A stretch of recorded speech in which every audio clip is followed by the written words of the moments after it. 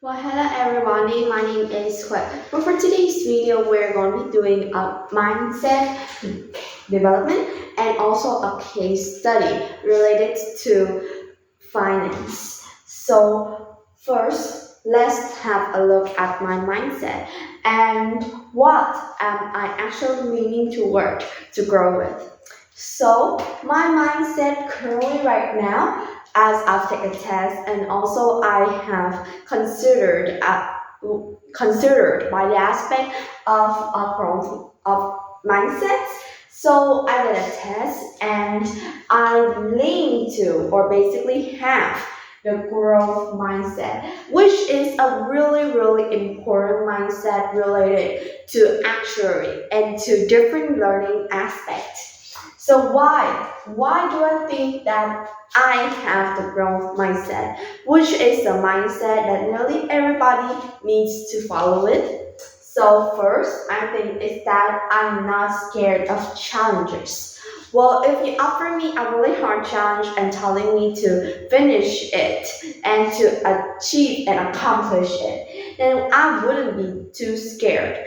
I sometimes may struggle a little bit with the process, but still, I'm not scared to face with it or to deal with it. Where even when I'm not forced to do it, I still want to maybe try out or maybe take a look at it and see if it fits me or if I could learn anything from it. So it's actually really valuable for me. So I'm not really scared of challenges. Like, I know sometimes I may struggle, but it's not a problem to me. Next, I think positively about myself. So it's not just about anything, but I don't think that I am a failure at a lot of times. I believe that if I work hard, then I could achieve anything that I want, and that not every people is born with intelligence. So I really am setting out my clear goals onto making sure that I'm always fitted into these things and that mistakes is just a step for me to come to success, and it will teach me a lot of other things. I also really does value feedbacks and comments even if it's harsh or if but still it is true, and I always receive it with a smile on my face, and I really love it. So I think positively.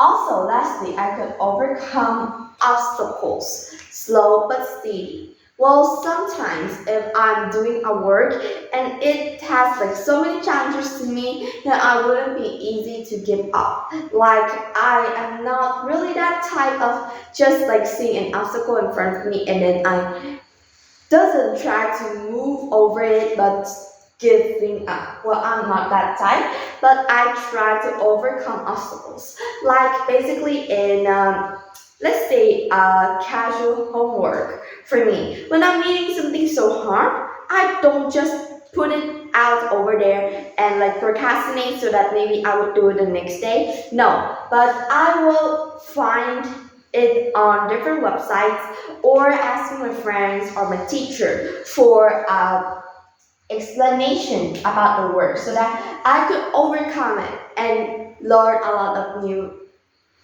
knowledges. Alright, so let's come to a case study related to finance. So it is a case that probably a lot of actuaries would face with. And we are solving it with the five-step method which was introduced by Ms. Pratt. And I'm also solving it in a growth and actuary mindset. So our case here is that we need to forecast the future cash flow of a company to determine its current valuations. So the goal is that we need to estimate the company worth right now by predicting the future performance, the future financial performance. So our goal here is determine the current valuation, and the way that we do it is that we forecast the future cash flow of a company. So first, we need to have the gathering data step.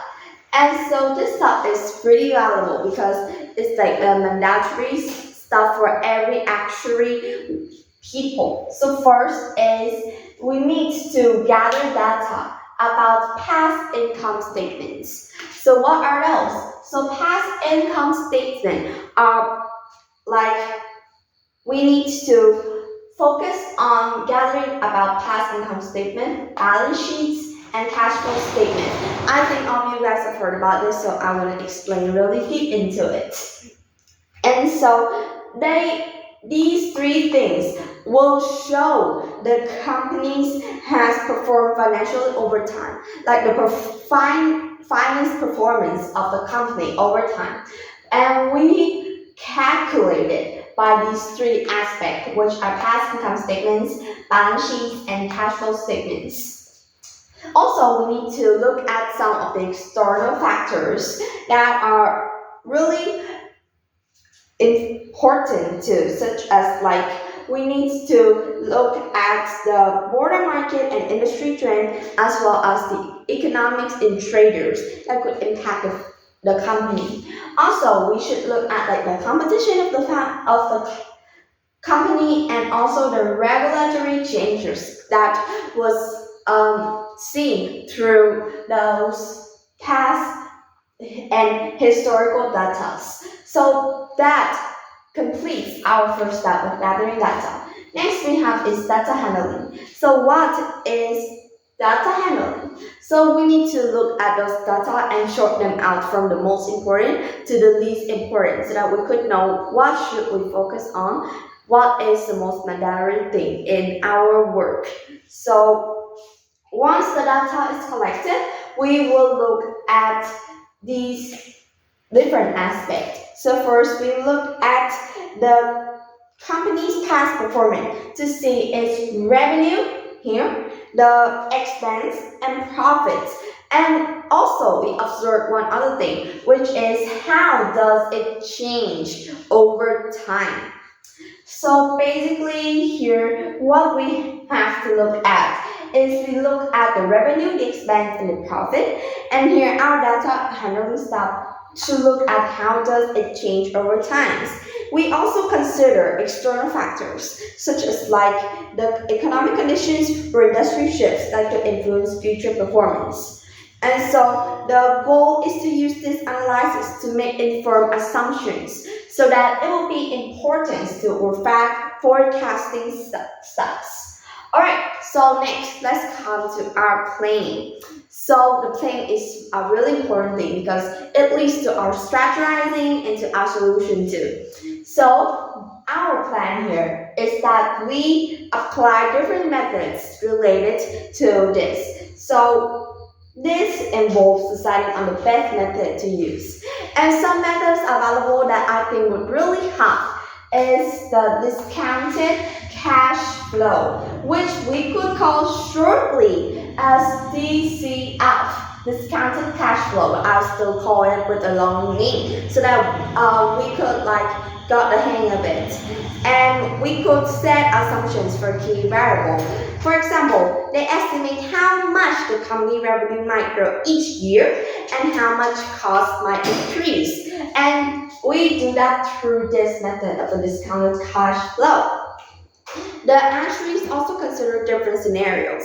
Like in every case, we could to consider the best and the worst case scenarios so that we could come up with plan A, plan B, or even a plan C for unexpected situations where we can't solve the problem. This step is about laying out a clear plan so that we could move to our next step, which is strategizing. So developing a strategy is a really important thing because this is when you get your plan into work and get your plan into life. So in this step, they actually set the plans and turns it into a financial model that is actually accurate. So they will estimate the company's future revenue, expense, and profits based on the assumptions made on the data handling.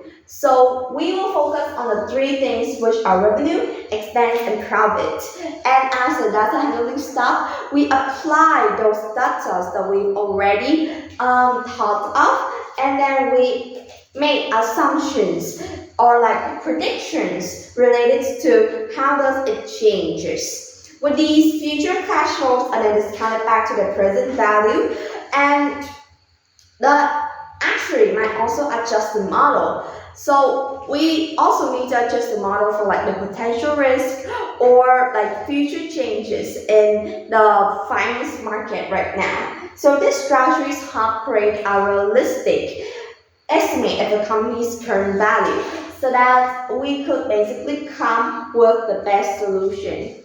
So finally, the solution is out.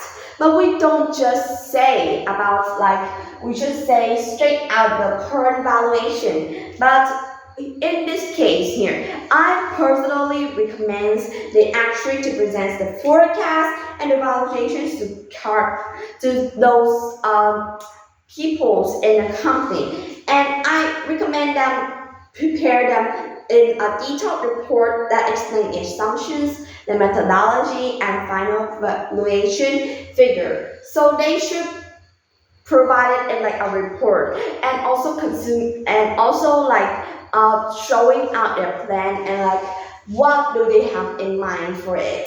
And so this would ensure that the valuations remained accurate and useful over time. So they also need to review the results as market conditions and company performance can change for sure. And so it's really necessary for us to take a test. So the reports are always really important.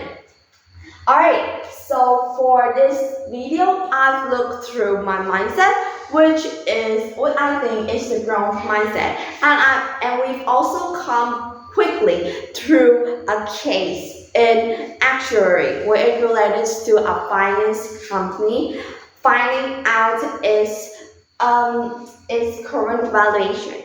So thank you for listening to my video. Goodbye and see you next time.